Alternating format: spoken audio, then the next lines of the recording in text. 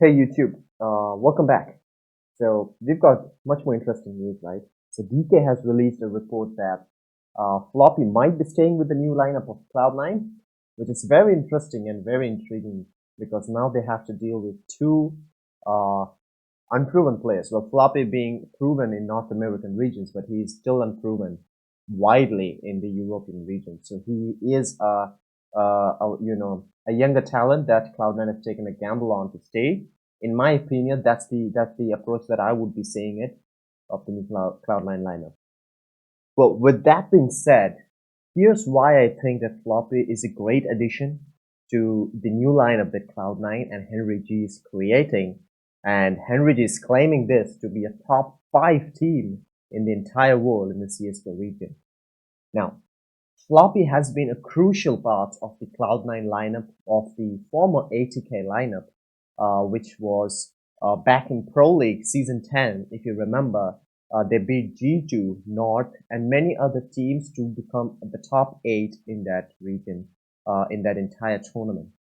Now, consistently, Floppy has proven that he can achieve that level of competition or level of skill where he could compete with other top players. Now, here's why I think that will happen. Back in DreamHack Leipzig 2020, well, the team of Cloud9 didn't quite perform too well. Their first match was with Renegades, where they lost in a best of one. Then they went into uh, a best of three with Virtus Pro. Now, Virtus Pro was not too hot coming into the tournament, whereas Cloud9 beat them easily over two maps, 16-3 and 16-4. Now, going into the third match, they met up with Renegades again, and as usual, Renegades did beat them in the best of three.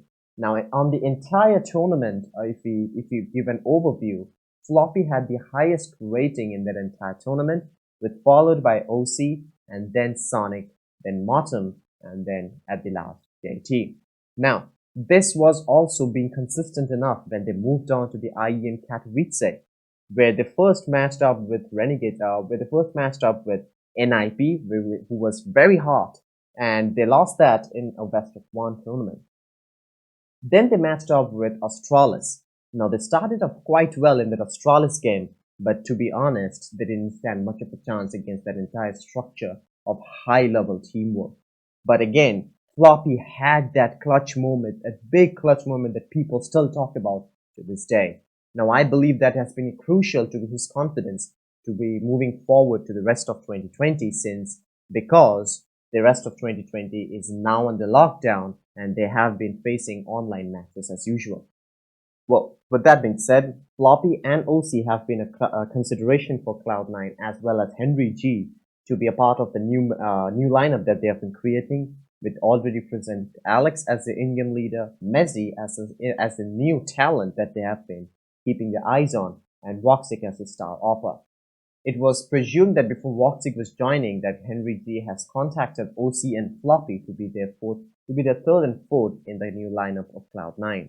But that didn't go through since OC and Floppy felt that the team was too unpredictable at that position and they wanted to skip the process of hiring. But soon after, Woxic has been hired as part of the Cloud9 organization as the new star offer.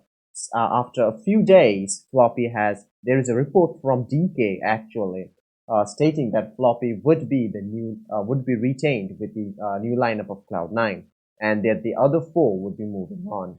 Now, this change came as a shock to everyone since OC and Floppy were on the same page of not joining the new Cloud9 lineup and being as a part of the five-man team that they already were.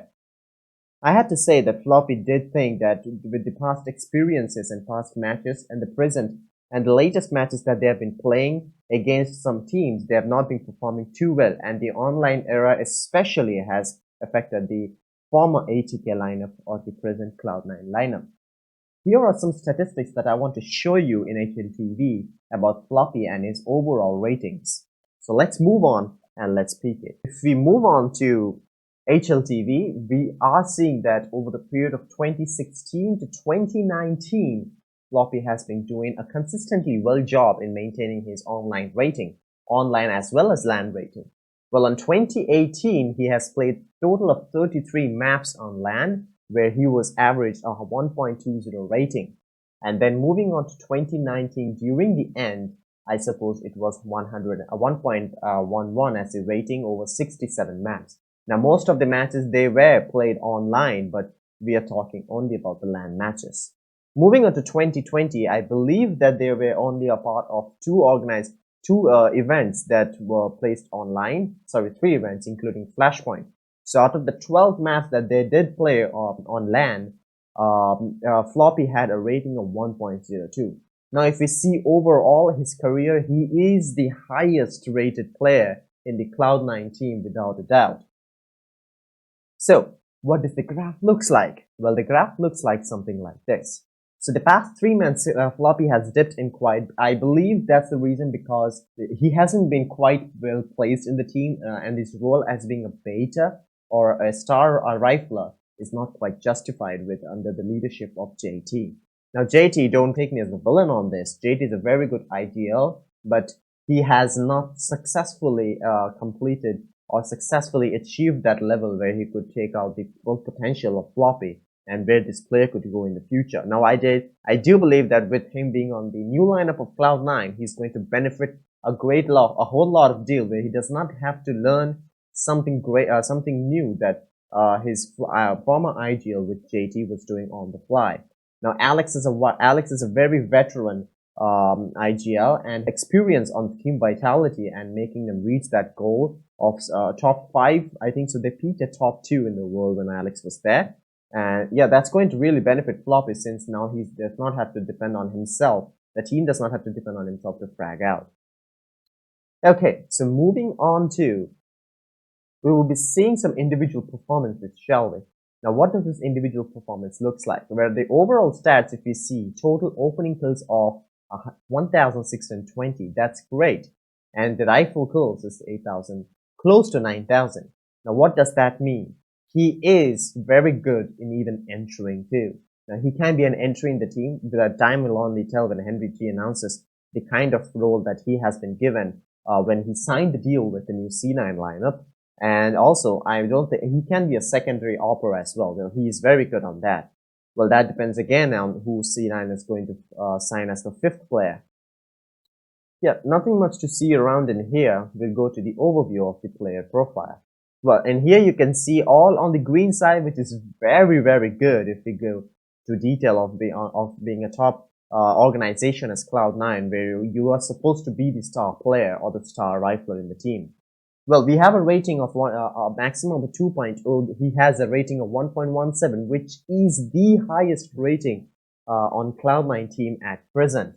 Then the impact, he's very good on impact rounds as well. When he does not take some many kills, he takes very crucial kills that changes the round. That's the kind of player Cloud9 is looking for, and that's the kind of player I'm excited and everyone is excited. He is the next star of NA. ADR is pretty well too, being in the top competition and top organization where they are playing mostly NA at this point of time, where they do not have much competition, even though they haven't been winning many matches, right? So the current Cloud9 team, they haven't been winning many matches against the same opponents that they have been playing. Even then, being an ADR of 82.6 overall in his lifetime of career in CS, I think that's a pretty good, pretty decent ADR, and that he has the potential to live up where Nico or potentially Coldzera or Simple are, and might become the next Stewie or Automatic of NA. Only time will tell. Well, the thing I did not like too much, and this again is might be because he did not play too much on LAN, or the team or current Cloud9 did not play too much on LAN, is he has a average rating of 0.90 versus top 5 opponents. Now, I do believe when the C9 team went up against team like Navi, team like Astralis, obviously their other players were not performing too well, and that's the reason why he was not getting all those supports, and maybe that's the reason why he has this rating that low. Well, that might change if he performs well on the new Cloud9 lineup. Only time will tell again. Moving on to versus top 10 opponents, he has a decent rating of 1, which is again a very respectable rating, given the matter of fact that everything now is online and most of the ratings displayed here is online based. well, very few of them are land-based. Top 20, as usual, you can see on 100 maps, he has a rating of 1.04. And then on 141 maps versus top 30 opponents, he has a rating of 1.06. When moving on to 250, top 50 opponents, I don't think so this is much more considerable because obviously he's going to play against at least a top 30 opponents or top 20 opponents from November onwards when C9 actually announces or C9 actually goes on to play a tournament in Flashpoint. Yeah. We'll see the graph down there, right? So I think so in the period of August 2018, he was being on the rise as being the next star of NA, but well, and the end of July, he did fall out a bit, but then again, the entire team wasn't performing to their level or to everyone's expectations. That's the reason why I think Floppy also had a downtime in between or in the end. Well, I truly believe that when he's going to move on to the new C9 lineup with being surrounded by many stars and experienced players in that new team, I do believe he will be given the potential to be, or the chance or the experience that he needs to be on a top team, and that he would be the star of the team, obviously, if everything goes well.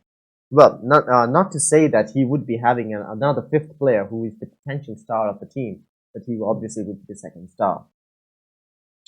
Yeah, I mean, that's it. Also, you please check out the report that DK has written down. I will be linking that in the description as well. So check that out because he has given some very, very interesting news as to how Floppy would be joining Cloud9 or Cloud9 will be retaining. So that news is there on HLTV. So I think so. We have as much. It's as much as like revealed, right? So we don't have to ponder on who will be the fourth, and let's focus on who will be the fifth. Okay, so moving on to the fifth player. So now that we're done with Floppy being how crucial he is to the Cloud9 team, let's move on who could be the fifth. Now I have been listening to many rumors saying that JKS from 100 Thieves could join Cloud9. Well, I feel that is possible, but the matter of fact that every 100 Thieves player in the CSGO lineup has an insane buyout. So they have to be paid very, very top dollar to be bought out by C9. DK has again revealed that many of the players from 100 Thieves have been given the opportunity to join another team, so they have offers coming from another teams, maybe top organizations, but what do you say, ESL Pro League against Furia, and I do think so they would be jumping down to the lower brackets. Well, only time will tell if JKS would be joining Cloud9, or maybe there's a possibility of Nico joining Cloud9. Well, that's not. Well, let's not ponder over it then. We'll see. I think so. The next announcement is in Friday, which is 2 days from now, and I'm stoked to see what HenryG has in store for the current team and for the entire C9 fan base. Well, let's wait. And when that happens, I'll be bringing out a brand new video on how crucial that fifth or fourth player is going to be again. Well, it's going to be Floppy, then I'm not going to put out a video as usual. If it's going to be someone else, obviously you can expect that from me. So, see you on Friday or whenever that happens, whenever the announcement happens.